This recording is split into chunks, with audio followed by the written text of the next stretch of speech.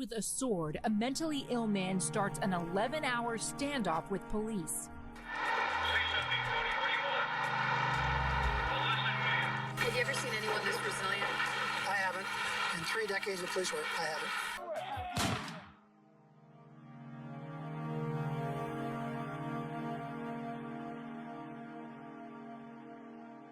El 3 de abril de 1997, en Seattle, Washington, una persona fue vista por un policía fuera de servicio en Pike Place Market, con una espada samurái. Este oficial lo siguió, y cuando llegó a una intersección, él mismo le ordenó que entregara el arma, pero el sospechoso se negó. Fue ahí donde se atrincheraría y comenzaría un espectáculo negligente de parte de oficiales tanto medios de comunicación, transformando un suceso en amarillismo puro, sin contar lo que en verdad sucedió, sin tener en cuenta por lo que aquel sujeto estaba pasando aquel día, centrándose solo en la divertida escena que era que un solo sujeto pudiera hacerle frente a más de 50 policías armados por su cuenta. En este caso, no hubo víctimas, no hubo heridos, o bueno, por lo menos no civiles, pues el único afectado fue el hombre con su espada samurái, Tony Allison, apodado Apolo por él mismo. Todo dio lugar a las 11:15 de la mañana, un jueves 3 de abril del 97. Tony se encontraba caminando por las afueras de Pike Place Market, un mercado de la ciudad de Seattle en Washington, Estados Unidos, blandiendo una espada samurái. El cómo obtuvo o por qué tenía tal arma se desconoce. Hay que tener en cuenta que hablamos de un caso con poca información, de hace ya 27 años atrás, pero claro que hubo muchos noticieros dramatizando el suceso.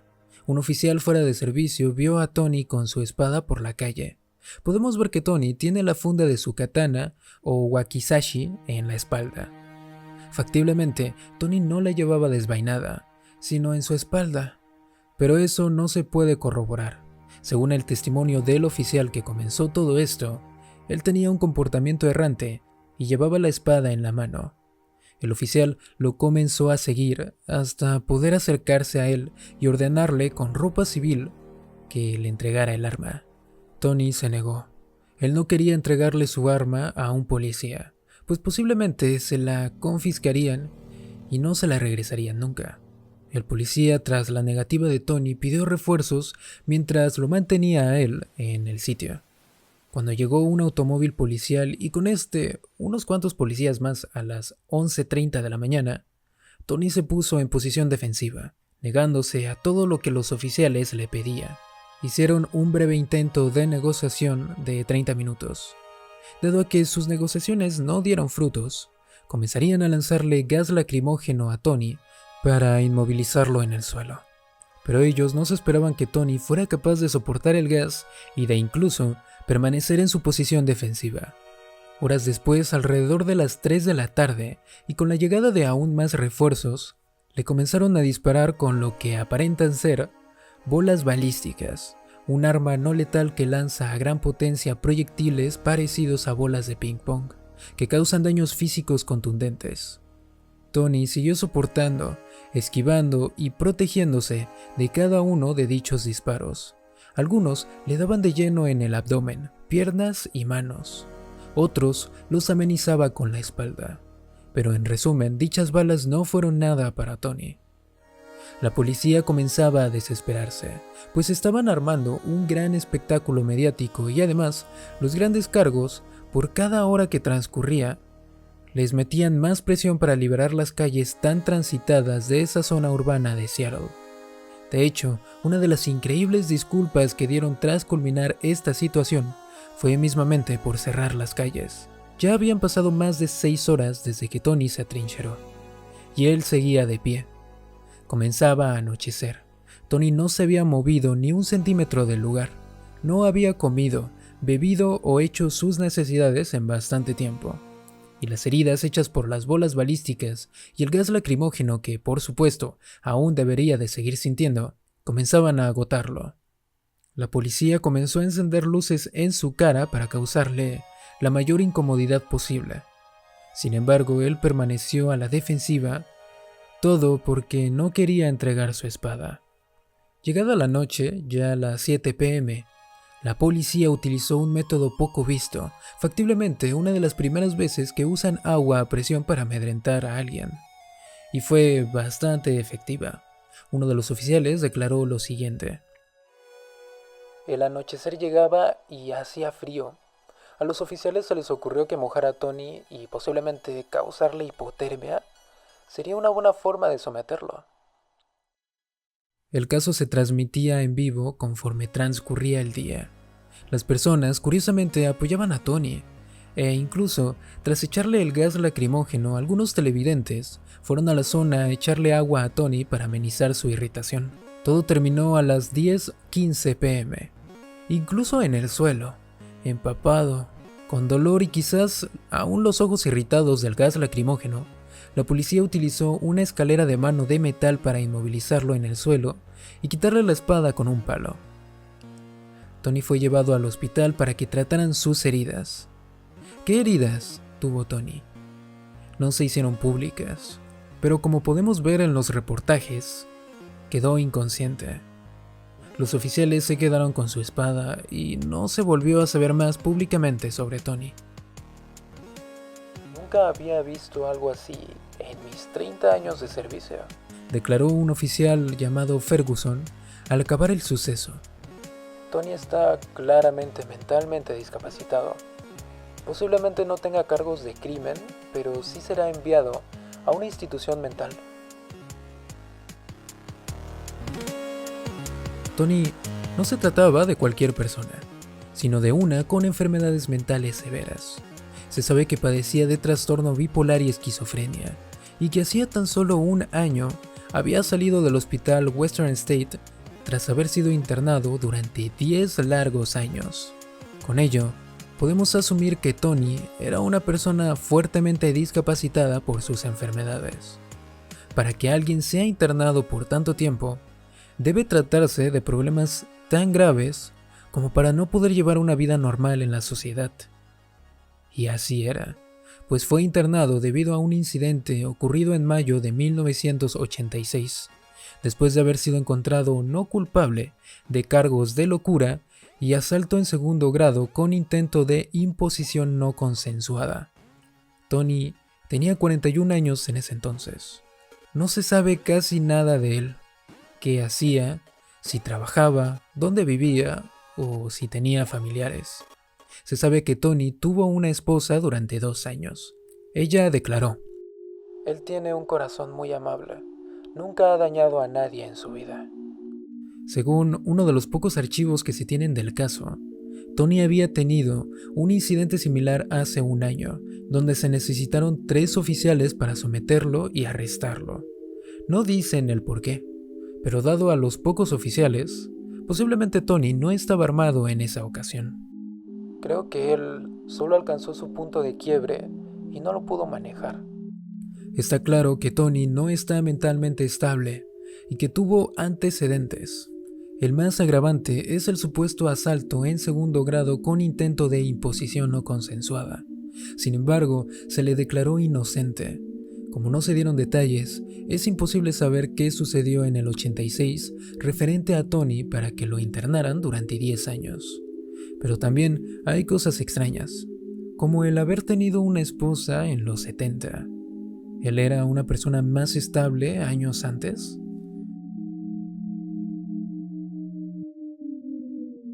Este es uno de los casos menos hablados de Internet. Existen muy pocos videos documentando el tema, ninguno en español. Y siendo totalmente directo, este video del creador Sir W exagera e incluso modifica a su gusto los sucesos de aquel 3 de abril del 97, utilizando IA para falsificar una supuesta llamada del 911 de la que no existe evidencia, diciendo que un supuesto hombre llamó al 911 para arrestar a Tony, cuando eso jamás ocurrió. ¿Para qué? El video tiene más de 6 millones de visitas. Al no haber mucha información, se dio la libertad de inventarla, de transformar la historia y contar lo que él quisiera siempre y cuando hiciera de su video más interesante. Y lo consiguió. No solo fue él, toda la prensa que transmitió el incidente en vivo pecó de hacer lo mismo, vender, modificar e incluso poner música dramática cual película de acción se tratara para sacar el mayor provecho de lo ocurrido. A nadie le importaba si Tony estaba o no en plenitud mental. A nadie le importó que lo trataran como un animal, que le dispararan, echaran agua a presión y en un todo lo torturaran en vivo frente a miles de espectadores durante aquellas 11 horas. Todo por vender la historia.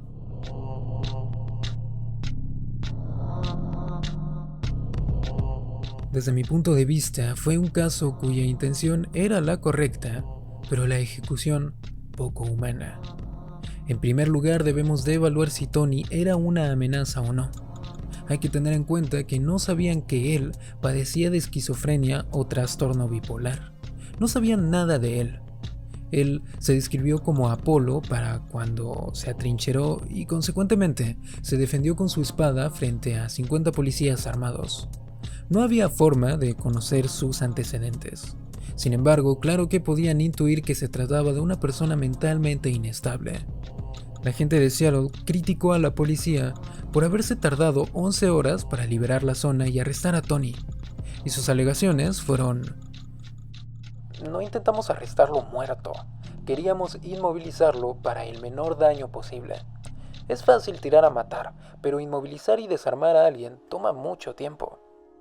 Esto es algo que halago bastante del actuar de la policía. Hace tiempo, en el 28 de marzo de 1984, en la misma ciudad, se registró la defunción de un oficial por una situación parecida, Robert Baldwin, quien hizo lo mismo que Tony, con una espada. Sin embargo, Tony no hirió a nadie. Con ese suceso, la policía no quería que algún cuerpo policial resultara herido, e intentaron simplemente inmovilizar a Tony. Es por ello que tuvieron tanta precaución con él, tanto miedo incluso. No querían que se repitiera lo mismo. Pero los medios de comunicación, los métodos que usaron los oficiales para intentar inmovilizar a Tony, fueron muy humillantes y exagerados. Declarar que incluso buscaban darle hipotermia para someterlo es algo muy cruel. Lo lastimaron bastante, más de lo que se debía. Llevaron un camión de bomberos para echarle agua, pero en ningún momento buscaron familiares o información relacionada a él. Él no tenía a nadie como rehén. Quizá y esta espada significaba mucho para él, y tan solo su único motivo para estar a la defensiva y aguantar tanta tortura era porque esta espada era lo único que le quedaba. ¿Y por qué no usar un teaser? En 1997 existían y se usaban para inmovilizar a las personas. Hubiera sido un método más rápido y humano para inmovilizarlo. Además, se pueden lanzar a distancia. ¿Por qué hicieron todo esto? Cuando los oficiales negociaron con él, estos fueron sus intentos. Primero, le dijeron que soltara el arma. Tony se rehusó. Luego se burlaron de él, provocándolo. Él nunca hizo poses agresivas, no intentó acercarse a los policías ni atacar con su espada. Pero los oficiales, al verlo en una pose defensiva y usando lo que ellos describen como posturas de artes marciales, comenzaron a provocarlo y burlarse de él. Después le ofrecieron $50 por su espada, le ofrecieron una Big Mac y después de eso le hablaron de Dios. Como no hizo caso, le lanzaron gas lacrimógeno y empezó todo. Su supuesta negociación fue horrible y desinteresada. En ningún momento intentaron ayudarlo en verdad. Es casi como si los oficiales quisieran divertirse con él un rato, pero de igual manera, uno no puede culparlos, pues no existen evidencias de que fuera su intención en realidad. Pudieron actuar peor, pudieron herirlo de gravedad o dispararle con armas letales, y no lo hicieron. Lo más curioso de este caso es que no se volvió a saber de Tony tras este incidente. Lo más posible es que aún esté en un centro u hospital psicológico y permanezca ahí el resto de su vida. Tony tendría aproximadamente 68 años en la actualidad. El motivo de hablar sobre el caso es por lo mal que ha sido documentado. No solo los reportajes, sino en la actualidad también. La gente solo se centra en el morbo y no en lo que en verdad sucedió. inventa y modifica los hechos para hacer su contenido mediocre menos insatisfactorio. Al ser un caso sin heridos y sin cargos, algo más anecdótico que trágico, la gente le tomó mucho cariño a Tony, haciendo bromas con que él solo había soportado a más de 50 oficiales y nadie pudo contra él. Incluso en la transmisión del 97 la gente parecía haberle tomado cariño y lo apoyaba. Es una pena que no se tomara el caso con la seriedad y ayuda necesaria que un enfermo mental debe de recibir. Sin embargo, no terminó en una tragedia. Los detalles sobre Tony y su paradero, aun ser inexactos, son de los mejores resultados que pudo tener tras un incidente como el suyo. Esperemos que Tony esté sano y sea más feliz que antes, y lo sepan tratar bien en donde quiera que esté. Si alguna vez miras un caso en internet relacionado, intenta siempre ser respetuoso y no dejarte llevar por el morbo. Un comentario de YouTube dijo lo siguiente sobre el caso. Tuve un encuentro con este hombre cuando trabajé como seguridad en Pike Place Market. Es un veterano de Vietnam y sí, sabe usar la espada. Le dije que tirara su cerveza a la basura. Y entonces él dijo, nadie tomará mi cerveza, y comenzó a acercarse listo para pelear conmigo. Llamé a refuerzos y mi jefe me dijo que no peleara con él. Después me dijeron que se trataba del infame samurái de Seattle. Eventualmente la policía le disparó con balas de goma en la boca y, por lo que sé, tiene casi $1 millón en el banco. Esto pasó a mediados de los 2000. Seguramente está acechando por Seattle todavía. La veracidad de esto es nula. Perfectamente puede ser inventado, pero quería añadirlo como una curiosidad. Antes de terminar, quiero aclarar que este video no busca ponerme del lado de Tony en lo absoluto. Se trata de un enfermo mental que necesita ayuda y orientación. Mi perspectiva siempre tratará de ser objetiva, y queda en ustedes tener una opinión sobre el caso. Espero mucho que te haya gustado esta investigación. Si te gusta mucho mi contenido, muchas gracias. Considera apoyar este proyecto suscribiéndote al canal o apoyándome como miembro por el precio mínimo que YouTube me dejó poner. Únete a mi Discord para hablar conmigo y la comunidad, hacer eventos, dar ideas y bla bla bla. Nos vemos. Hasta la próxima. Bye. Una de las cosas que más rabia me da de este caso, primero se me hace muy increíble que absolutamente nadie haya querido hablar de este caso en español. Ha pasado mucho tiempo, creo que ya casi un año desde que salió uno de los videos que se hicieron más populares. Luego vino este youtuber, que la verdad no me vi su video, pero dudo que él haya hecho una buena investigación. Él nada más se pone a hablar allí frente a la cámara a medio ver. Y pues lo conozco, sé que no va a ser serio. Pero el youtuber el Sir W, es un hijo de su madre, huevón. De verdad que si uno va a hacer un contenido documentativo, uno no puede empezar a inventarse sus pruebas, ¿entiendes? Uno no puede decir, mira, voy a ir a un sitio de IA y voy a inventarme totalmente evidencias, modificar la historia, todo, para que haya más retención de público al inicio. Eso es una táctica asquerosa. Eso no es lo que debería de ser promocionado en YouTube. Ese video tiene 6 millones de visitas. Me parece una vergüenza que YouTube premie este tipo de comportamientos. Pero bueno, ya que.